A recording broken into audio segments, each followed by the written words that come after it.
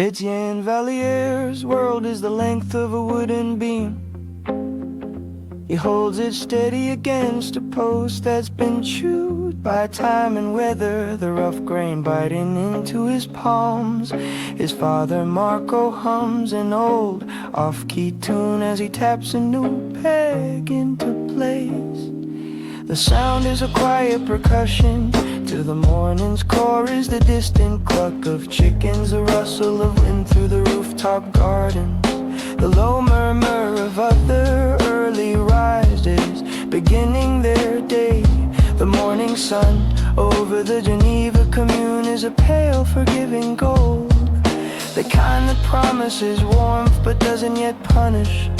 It catches on the mist rising from the watered soil of the homestead, painting Le Vrai Monde in soft, hopeful light, the solidity of the wood, the lingering redolence of dew and turned earth, the familiar, weary slope of his father's shoulders.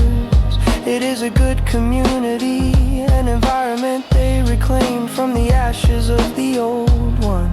And Etienne feels like a phantom in it, yet this is home all the same. His body is here, muscles straining, but his mind is elsewhere. It's in the void, this timeline's lacoon, listening to the whispers of the lost. It's in the past, sifting through the borrowed, aching memories of a young adult named Reen, who lived and died on another branch of reality. It's standing at the grave of his mentor, Michel, a man who could bend time but couldn't escape the weight of it. Past the mallet fist, and Marco says his tone a gentle gravel. He doesn't look up, his concentration on the joint. Etienne blinks, the present snapping back into sharp, almost painful focus. He hands the tool over, his movements automatic. C'est ça, fister. That's it, boy.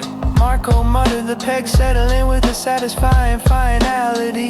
Etienne's eyes drift across the yard to where his mother Rose works. Rose moves among her biolum flowers. Allez, mes graines de lumière, montrez-leur que l'on peut trouver la beauté même dans l'obscurité. Go on, my seeds of light, show 'em that one can find beauty even in the darkness.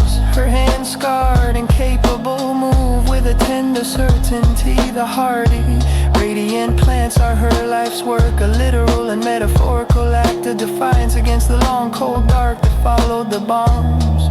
She doesn't just plant vegetables, she plants hope. She carries her grief for Michel, not as a shackle, but as a quiet private weight, a locket worn close to the heart, seldom seen but always felt.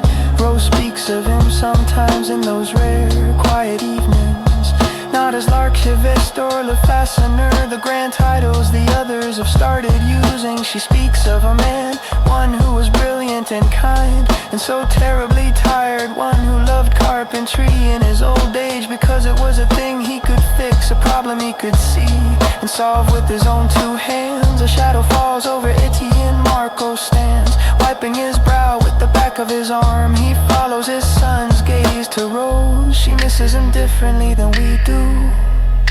Marco mutters, his volume low at first. We miss the hero, Rose misses the man who snored so loud we could hear it from our bed. And he stole our pillows. He offers a faint, sad smile.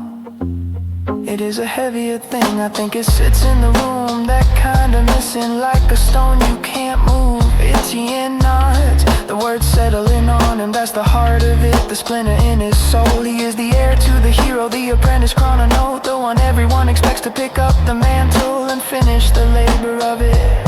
But what is the labor itself? Michel's final lesson echoes in his mind, a haunting refrain. I was a vessel, a basket, and my purpose was to carry these few precious things through the dark.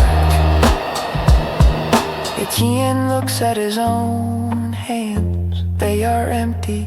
What precious things does he carry? The memory of kinder apocalypses, the revenant of a man he barely knew.